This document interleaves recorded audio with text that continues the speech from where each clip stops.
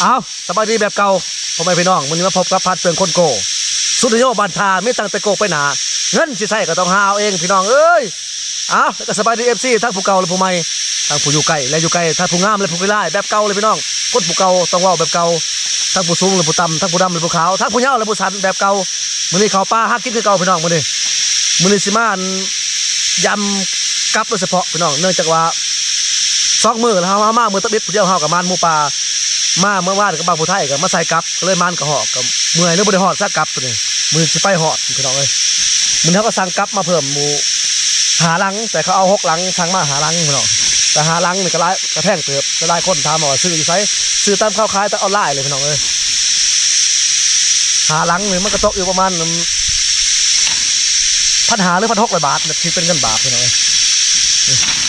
แล้วก็สั่งมาเพิ่มพี่น้องเอ้ยหมูลักพระจิจักอย่าเขา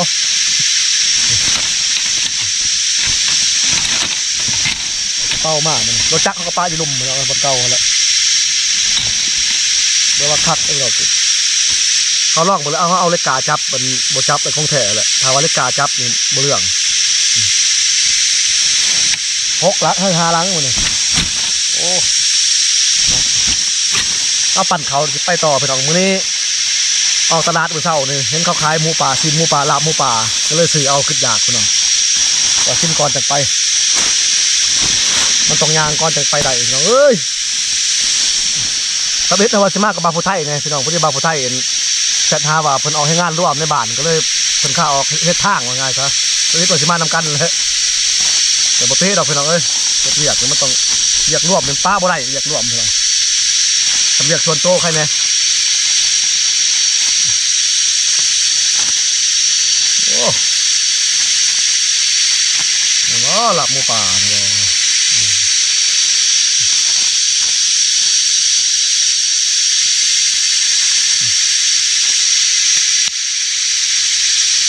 มาจัน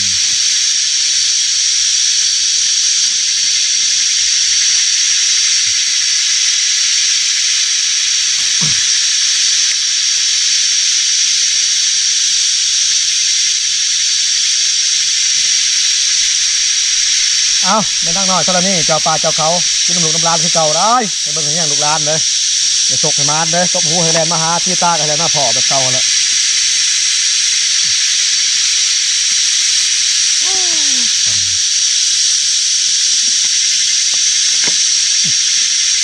ที่ปลาที่พญาต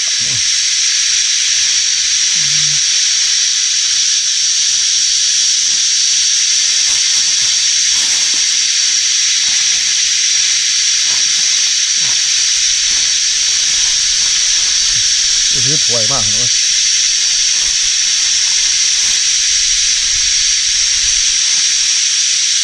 ก่อนจะไป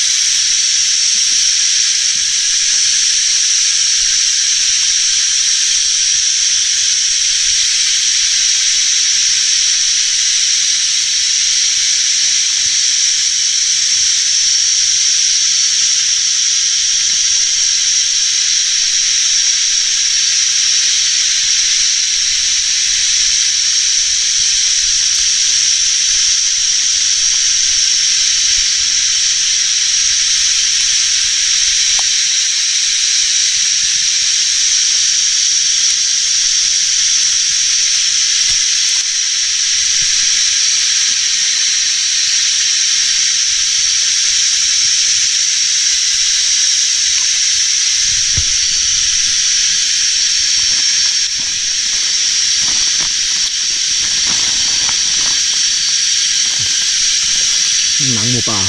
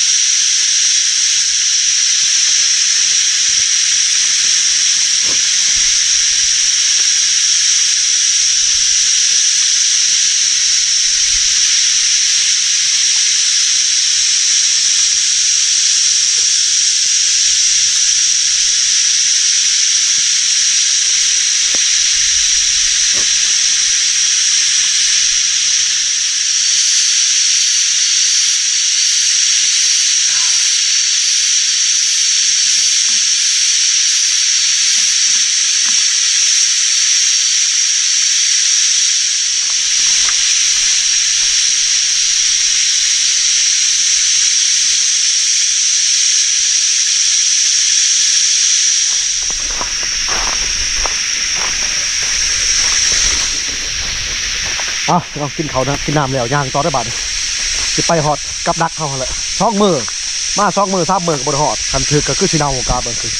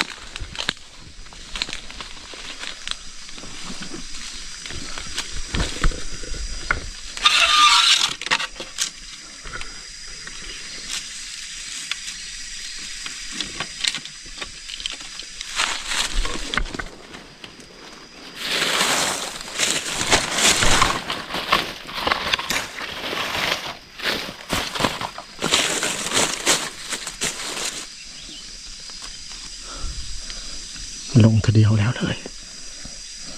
มันแมบนะฮันแมบขึ้นมาซี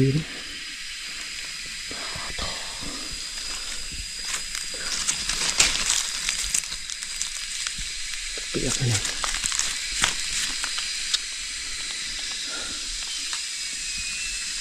เขาจะใช้หลักอีกข้างต่อเลยไอ้ปวก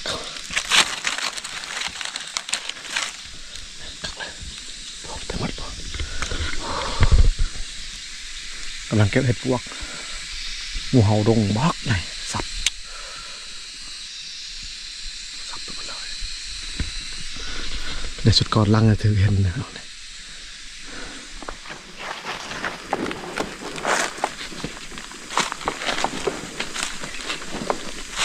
ก่อนจะทำอะไรเห็นมันนี่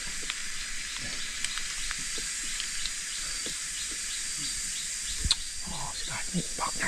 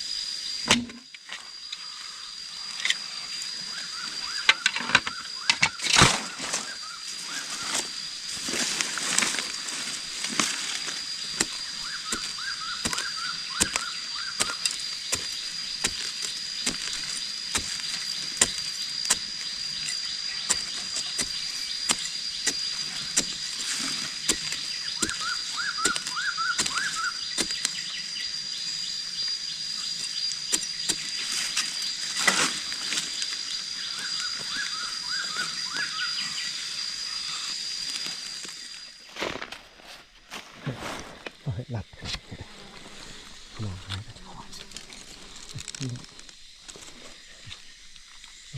มีโลดเหี่ยวเขากับดักเขาใกล้ๆแล้วมันลีกเขาหลับตรงนี้บ้าง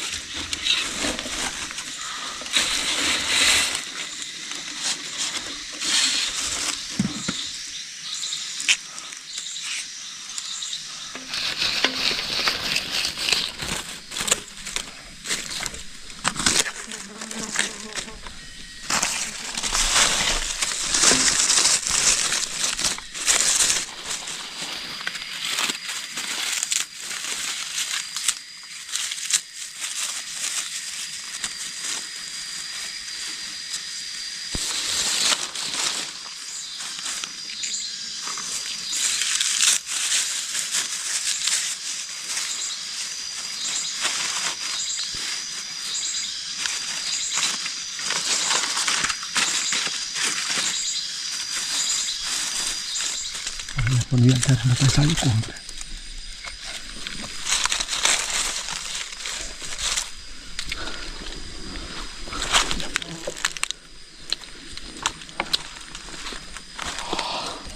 ใส่หลัดนี่กลับเอาหลังนึงใส่หลังนึง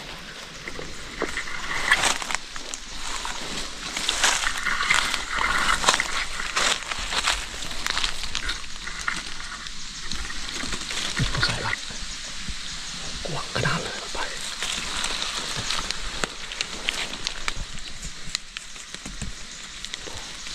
หอยมันเต็มมาทีเลยหอยใส่กลับมาเต็มหมดไก่มันสะไก่ปลาสะ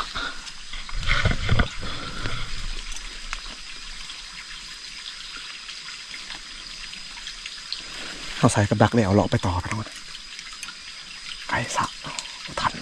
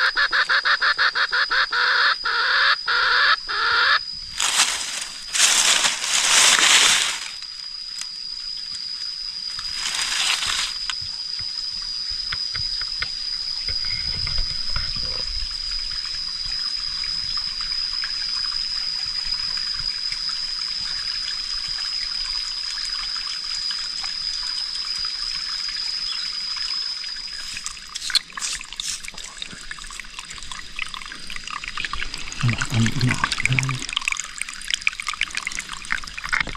ไปลงมาไก่ปลามันสะเอาก้อยบกเขาสำหรับวันนี้เนาะเสียดายต่อลองไปเลยที่โถหอยมันจุดก่อนมันแมบมันมาอีกเต็มหมดเลยแต่เราแหวไว้มัดแล้วแถวนั้นเบิกไปน้องเขาจูดป่าเลยอันตรายเลยเราจะได้ออกก่อนมันอันตราย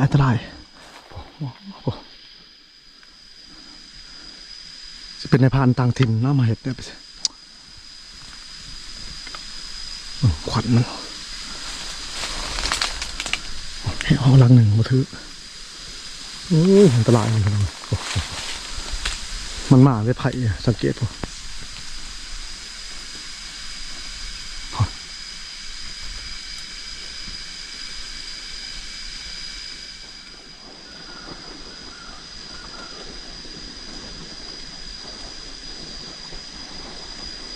เบิ่งควันมันขึ้นมาสูงหนึ่งเฮ้ยอันตรายเลย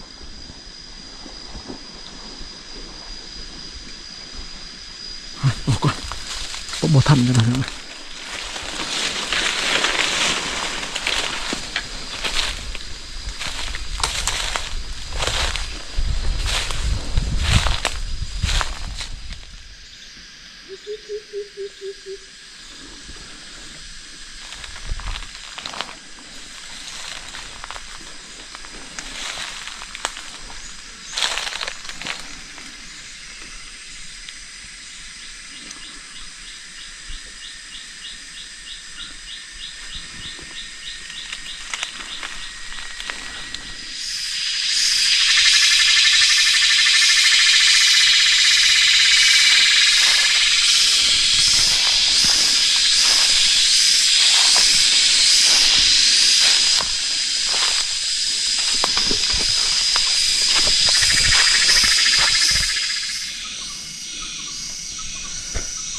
เอาเรามาตามทางหนูพี่น้อยลูกนกบินนั่นขามหัวเห่า2-3 โตนี่ ผลแม่มันก็ยังอยู่เฮาบ่ได้เอาบ่ดอกไอ้ต้นเพราะว่าช่วงนี้ลูกนกร้ายช่วงนี้เขาเรามาดิ้นตกปลุ่มไปเลยเลยแม่มันนะสิลองปล่อยแล้วหมดเนาะพวกเครื่องเบิ่งเวียดนามนะแล้วสิลองปล่อยแล้วเบิ่งไปคันอยู่เดี๋ยวแม่มันเอาเองดอกไปดอกเลยเขาปล่อยไปเลยเดี๋ยวสิเลาะลงหลุมหมดเลยรถเฮาอยู่หลุมหมดไปเนาะยามกับดักสปริงกับโบเทิร์กไปหน่อยกวางมันลงวิทย์หน่อยวิทย์ใหญ่กับหมูถอกตัวเดียวนะนี่จะค้ากับมันคันทาโบเมื่อยที่ไปซองเบิ่งเงินกับเฮาตัวเฮาใส่กับบักผู้ไทยพี่น้องอย่ามันถือแต่กับก้าวสิบ่ถือดอกเพราะว่าใบใหม่มันยังเป็นอยู่หนึ่งน้ำกินกระมดพี่น้องให้ถือน้ำตุกเดียวมามันจะกินน้ำแถวหวยเสียงร้ายเพราะพ้นตกใหม่เลยพี่น้องคันโบเมื่อยก็สิซองเบิ่งกับเลยเมื่อจังหน่อยเนี่ย